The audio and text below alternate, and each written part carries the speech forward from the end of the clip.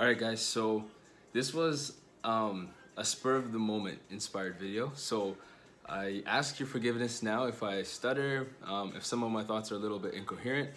I've got some notes and I've wrote some stuff up on the whiteboard there to kind of make this smooth and a little bit more fluid. But like I said, forgive me if it doesn't come off totally coherent. I'm gonna do my best. So today, what I wanted to talk about, inspired from a few intimate conversations I've had with a lot of friends who've shared how depressed, anxious, how much they've been overthinking, how much in their thoughts they were. I wanted to kind of address some of these feelings and hopefully provide some relief. Now, it's a huge topic. It's massive. There's so many things I can talk about: depression, clinical depression, all these different things. So I'm just gonna kind of focus on one for today, and that's gonna be a little bit of overthinking and a little bit of anxiety, and how they kind of relate, what it is, why we've adapted to become anxious, and is it a bad thing, and provide some light on that. So what I wanted to start with is how overthinking manifested for me, and what my definition of overthinking is, and I think a commonly accepted definition of overthinking, and that's obsessive thoughts that can lead to be negative. So I think I wrote it here. Repeated obsessive thinking, constant worrying, constant questioning, just being in your head a lot, not having any kind of real basis to stem off what's going on, but just constantly being in this state of flux of what's going on, why is this happening to me, is this the right decision, is this like the best thing for me, examples, is this the right career choice for me, is this what I want to do for the rest of my life, and then just being paralyzed in this kind of situation. So in a very short sense, that's overthinking, and I do believe overthinking is a precursor, so it builds into anxiety. So by dealing with overthinking, a lot of the times we can kind of get anxiety at its root and cut it, and then prevent the anxiety from becoming too big. So what's interesting is, the first thing I want to talk about is overthinking a bad thing? Now, my whole life I've considered myself like a critical thinker, someone that thinks a lot. Like, I think about everything. I've probably thought myself to like I don't know, I just think so much. I'm thinking right now what to say, and I'm almost getting stuck. So I definitely know what it feels like just to be stuck in your thoughts all day, and you look outside and you're like, holy shit, like what did I do? So is overthinking a bad thing? Now, a lot of us probably haven't ever asked that question. We just assume it's bad because it leads to all these negative thoughts in our head. So I would like to shift that paradigm, reframe that. I don't necessarily believe that overthinking is bad. Now, from an evolutionary psychology perspective, why we've come to overthink is and be anxious from it is, there's a very solid point. And so a lot of research has shown, or a lot of theories hypothesize, that back in our survival days, we had immediate concrete threats. So a saber-toothed lion, we always hear, or like some kind of immediate concrete threat to our danger. And our brain has specific things it needs to do. One is ensure our survival, ensure that we learn from our survival, that we're in constant motion. And these things are like our brain rules. There's actually a book called Brain Rules where I'm referencing this from, and it's from a psychologist too. So you can search that up, called Brain Rules. I forget the guy's name, I think it's Dan something, but you can search it. So our brain has these rules that govern us, and we have to assess our environment.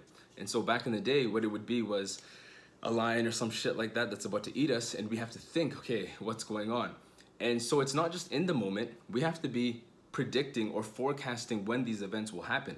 So for example, someone out on the field is like, okay, is there gonna be a threat in my future? Is there gonna be a threat coming down from that field there? Is there gonna be a threat at this time of day?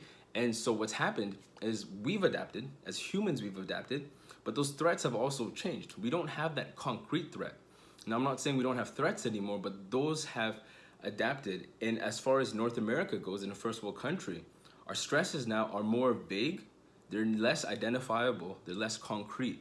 And that's super important, because when we don't have a concrete stress, we don't actually know what's causing the problem. And that sometimes is what overthinking is. You're almost like, I don't even know why I feel so sad, or I don't even know why I'm thinking so much. It's because we don't have this concrete problem. So what happened was, This is why I want you to flip about being anxious and overthinking. The humans that would think the most and be most anxious about what's going on in their environment, those were the most well adapted to survive. That's how anxiety got passed on to the next generation. That's why it's so prevalent. And I'm not talking about it as a bad or good thing. I'm just talking about anxiety as a trait. It was an evolutionary mechanism that was allowed us to survey our environment, and that's how anxiety gets kind of passed down. Our brain is networked that way. And it wasn't because we're messed in the head and something's wrong with us. It just meant you're well adapted to survive. So if anything, you should find some light and relief in thinking, well, fuck, I just had the greatest genes for surviving because I'm always thinking. That should at least make you feel a little bit better that this is a normal thing and it happens. Our brains were networked to happen this way. So I'm going to go into some details now that might be able to actually help you, because I don't want to make this long. I don't want to go on a tangent. Like I said, I'm not a psychologist. I'm not a psychiatrist. I just want to provide some science to the shit that's on Instagram, because a lot of people see these posts about like, yeah, I don't want to get into it. But so yeah, speaking of like anxiety being passed on as a trait to survive, and then yeah, back to the point of our threats. So our threats are more like, hey, is this the right relationship? Is this the right career choice for me? This is what it is. And so that's what stems a lot of it, is because we can't have a concrete problem. So what do we do when we're anxious or overthinking? One thing is, there's a few things. There's three things. I wrote three things that you want to ask yourself to kind of help clear your mind, narrow your focus, and so you can move forward from what's plaguing your mind. So the first thing you want to ask is, because a lot of anxiety and overthinking is actually rooted from the emotion fear. You want to ask yourself, what am I afraid of? Now, think about it. I'm going to use, because a lot of my followers are still students, so I'm going to use the example of my career choice. And so you're in school for a program, you're not sure if it's the right one. What are you afraid of? Is it that you'll have the wrong career for the rest of your life and you'll never be happy? Like, is it something concrete? And I want you to write down your problem if you're watching this, whatever it is, however, whatever you've been thinking about, whatever you think it is, and write down what exactly is the worst case scenario and is a big fear. You're gonna find something about your fear, your thing, and you're gonna be like, whoa, okay, this is something concrete. Once a problem is concrete, just like the line that's coming at you, you can start to make steps, and your brain can solve a problem when it knows it's a problem. Anxiety and overthinking, we just don't know what the problem is a lot of the times, and so we get stuck thinking, it's like, I'm stressing, I don't know what to do. You fucking don't even know what the problem is. Imagine given a question, you don't know what the question is, and you're supposed to come up with the answer. It's fucking impossible. So yeah, you want to ask yourself, what am I afraid of? Get that down, make it concrete as possible. If it's not concrete, understand that, look, I don't know what's going on. It's not affecting me at the moment because I don't know what's going on. And then be an observer of your thoughts and not a participant. So you're just watching this thought of like, okay, I don't know what's going on, but I'm observing this. We'll see if something else comes from it. And if something else comes from it, then you can write that down, make it a concrete problem, and then address it. Otherwise, you just become the awareness of that issue, become mindful of that issue, observe that issue, and allow it to move on. And if it's something that you can kind of pin down and make concrete, you write that down. This is what I'm afraid of. I'm afraid that if I do this, that everyone will look at me, and this is the worst case scenario. And then, okay, write that down, and then write, what can I do to mitigate this fear? And then start to make little steps. So the second thing is, why is this making me anxious? Why is this fear of me being in the wrong career making me anxious? Write that down. Try to explain it yourself. Get that problem out clear. The third thing, what can I do about it? Can I talk to a counselor? Can I talk to a friend, a social support? Is there a course I can take that'll tell me if this is the right thing or not? Is there something I can do now that this problem is concrete that I can do to fix it? You need to do the first step in order to be able to break it down. So I know this is running a bit on time. So what we tend to do, this is probably the most helpful part for people that are overthinking, is in kind of some of the phenomena of overthinking. They're called cognitive distortions. So I just want to pause, take a breath, because this is a big topic. And this is some of the phenomena that go in our head, and this explains that these things are common, and this is how a lot of us think. The actual phenomena, they're not rational, they're not right, but this happens in our head, And there's no basis for these, but they're common themes, and I'm gonna kind of break them down for you. So, cognitive disorders are irrational, but we think they're logical, and they make us anxious. So we think these things are right, but they're not. They're just found it out of nowhere. So I'm gonna go over one. One is called fortune telling. That's something that we do that can make us anxious. Now, what fortune telling is we predict a negative situation, negative outcome. Fuck, if I do this, I'm gonna hate it for the rest of my life. But there's no basis on our prediction. So what that means is we're not basing it off a previous experience, not off someone else's experience. There's no real like sound proof. We're just like, yeah, I know if I do this, like it's just not gonna be like, if I lift this weight, it's not gonna be good. If I go to this gym at this time, I didn't get enough sleep, or not even I didn't get enough sleep, I just don't feel good about it. It's not gonna be good. It's fortune telling. We're just trying to predict the future, but there's no basis on it, and it makes us think that like, oh, this is what's gonna happen, but it's pure anxiety. Um, so that's predicting a negative outcome, but no basis. The second thing is all or nothing. Now, if I do one of these ever again, and if you want me to, I'll do one about developing habits and breaking old habits. But this second thing about anxiety is all or nothing.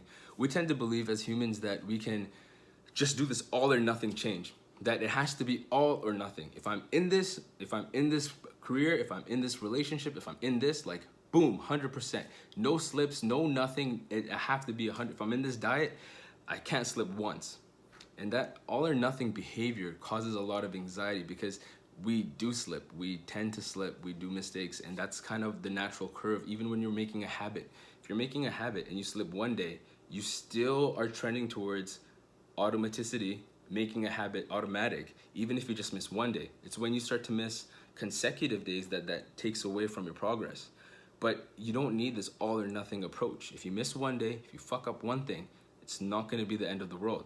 If we shift our perspective and thinking, no, I have to be on every day, then we're going to be really anxious when we don't, and we're not ever going to be like that. It's very, very hard to. So the sooner we accept that, the less we can be anxious and overthinking, how am I going to do this every single day?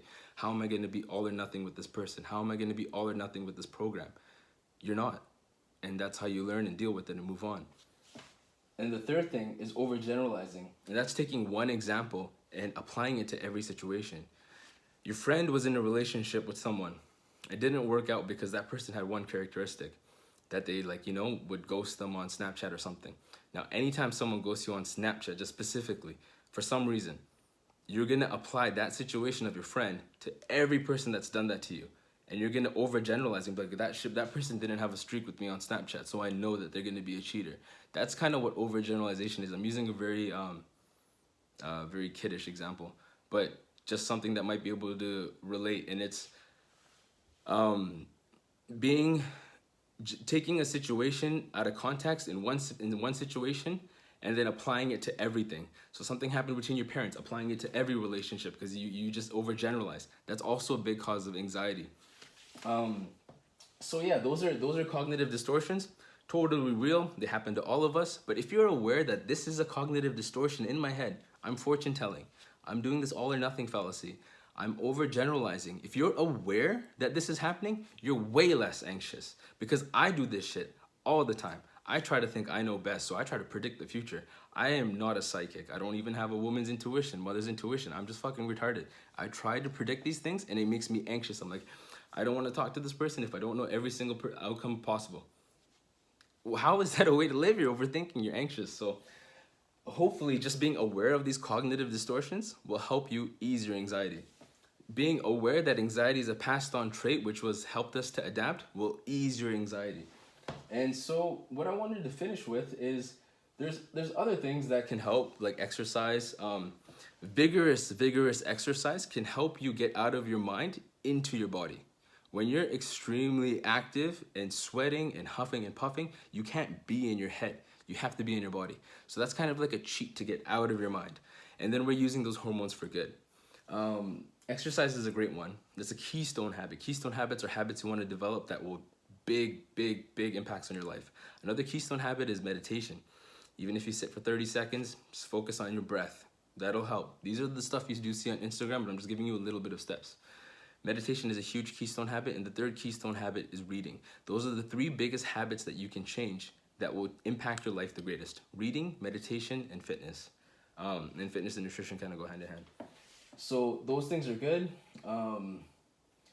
If you're overthinking, it's because it's a vague problem that's not concrete. What you can do is, what I like to do is introduce a problem that's fucking huge. So I'll introduce a huge workload or introduce something big that occupies my mind, and I have specific targets to hit. And then I'm focused because I have this problem. I know what it is. I have to deal with this X amount of client. I have to figure out a solution, and then I rise to that occasion and solve that problem.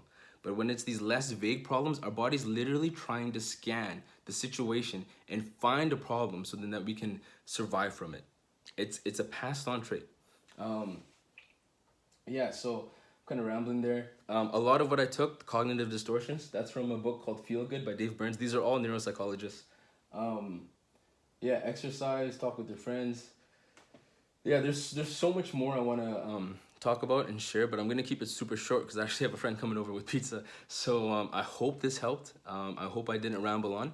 If you agree with me, sure, just leave a comment. Like, if you share the insight, like I said, I only had like 8 minutes of prep for this thing. I literally took a shower, thought about what I was gonna say, quickly looked at some books, and then just quickly put it up there. So if this is something you're interested in, I'll actually do some research and start writing about it, or like doing these videos, because I don't mind and it's fun.